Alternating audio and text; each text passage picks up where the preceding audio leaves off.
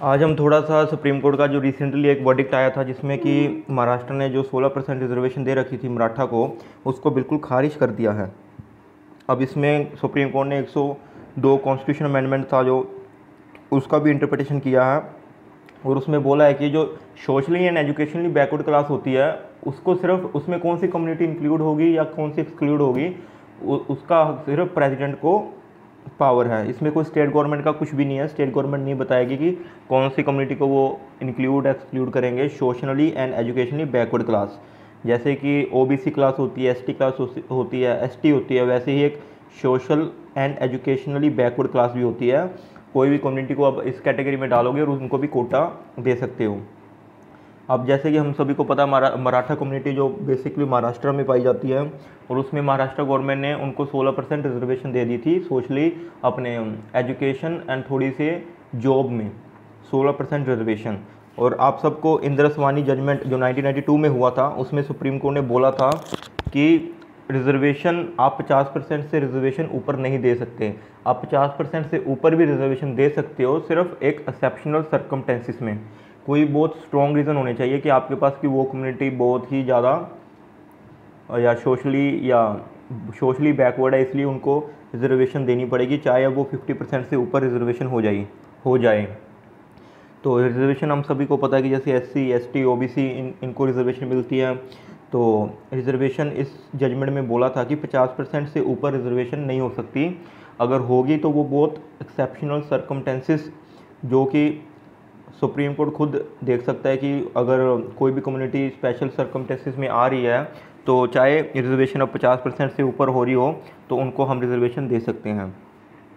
अब जैसे Maratha, supreme court ने बोला कि कोई कितनी कमीशंस या और रिपोर्ट को देखने के बाद उन्होंने बोला कि मराठा है जो वो काफ़ी पॉलिटिकली एक्टिव कम्युनिटी है महाराष्ट्र की, और ये बिल्कुल भी एक्सेप्शनल सर्कमटेंसेस में नहीं आती। इसलिए मराठा को कोई भी जो रिजर्वेशन दे रखी है महाराष्ट्र ने उसको बिल्कुल खारिज किया जाए।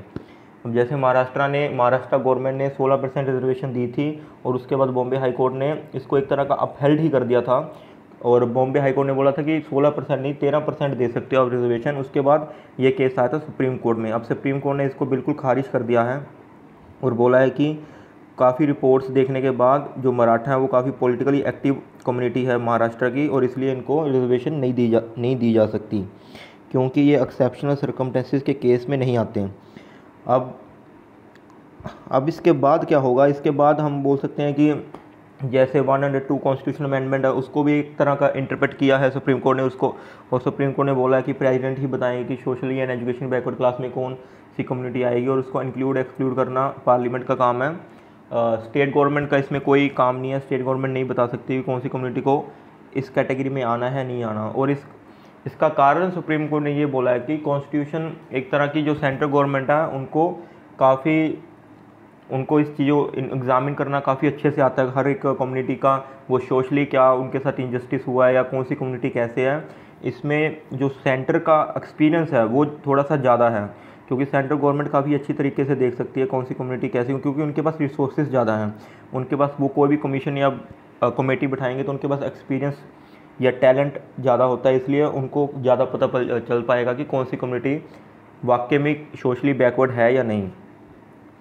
और जैसे कि हम महाराष्ट्र गवर्नमेंट सुप्रीम कोर्ट के जजमेंट से नाखुशी होंगे तो वो शायद आने वाले टाइम में टॉप ब्यूरोक्रेट को फिर से कमेटी में बैठाएं और उनको बोले कि एग्जामिन की जाए मराठा की सिचुएशन, और उसके बाद क्या पता फिर से रिव्यू करने को बोलें।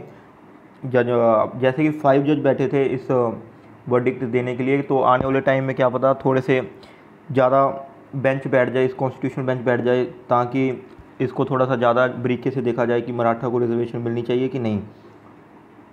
तो ये सारा रिजर्वेशन का मसला था जो कि सुप्रीम कोर्ट ने फ़िलहाल तो बोल दिया कि मराठा को जो रिजर्वेशन मिल चुकी है वो बिल्कुल कॉन्स्टिट्यूशन के अगेंस्ट है, और इसको खारिज कर दिया है बिल्कुल। बट आने वाले टाइम में हमें पता चलेगा कि आगे महाराष्ट्र गवर्नमेंट क्या करती है और कैसे फॉलो करती है सुप्रीम कोर्ट की ये वर्डिक्ट को। अगर मराठा भी रिजर्वेशन पाना चाहेंगे तो आने वाले टाइम में पथियार जो गुजरात में कम्युनिटी है, कुछ और भी बहुत कम्युनिटियाँ, वो भी बोलेंगे कि हमें भी रिजर्वेशन मिले, क्योंकि हम इकोनॉमिकली बैकवर्ड हैं और रिजर्वेशन का जो मेन काम था वो एक तरह का हिस्टोरिकल जो इनजस्टिस हुआ है, सोशल इनजस्टिस हुआ है, वो एक मेन कारण माना जाता है रिजर्वेशन देने का।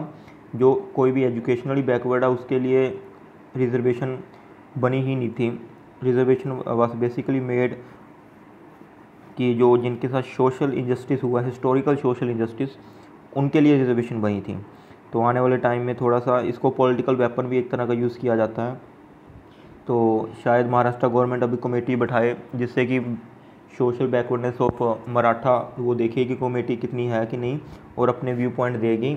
उसके बाद शायद सुप्रीम कोर्ट को बोले कि वो अपना जजमेंट को रिव्यू करें और थोड़ा सा बड़ा बेंच बैठाएं ताकि पूरी बारीकी से मराठा केस देखा जाए। Thank you.